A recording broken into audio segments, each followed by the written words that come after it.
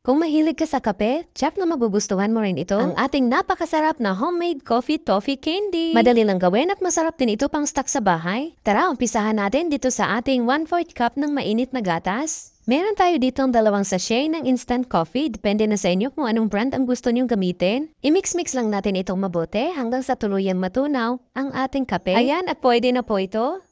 At dito sa ating kawali, maglagay lang ng 2 tablespoon ng butter. Kung walang butter, pwede po ang margarine.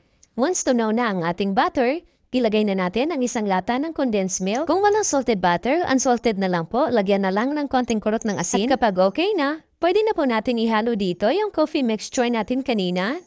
I-mix-mix lang po natin itong mabuti at hintayin na lang natin na lumapot itong ating mixture. Huwag po natin ito tigilan sa paghalo para hindi po dumikit sa ilalim at masunog. Ayan na po at lumapot na ang ating mixture. Maglagay lang tayo ng konti sa tubig at kapag ganito na nag-solidify na, pwede na po natin ito hanguin.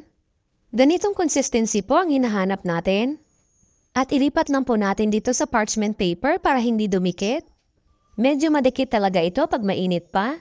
At hintayin na lang natin ito na medyo lumamig yung kayang-kaya na hawakan sa kamay. Medyo panamigin lang muna natin ito. Tinry ko gumamit ng plastic gloves pero hindi kaya. Palagi na lang nahuhulog. Kamayin na lang natin, malinis naman ang kamay ko at kami lang naman ang kakain. Kung pangbenta, siguraduhin na lang na malinis talaga ang mga kamay.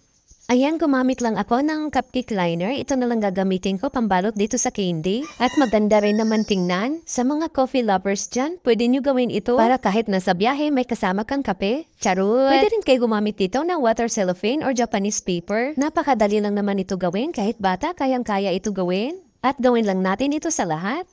Ayan na, may masarap na tayong coffee toffee candy. Nakagawa po tayo ng 50 pieces na coffee toffee candy. Baka aabot pa yan ng 60 pieces kung pantay lahat.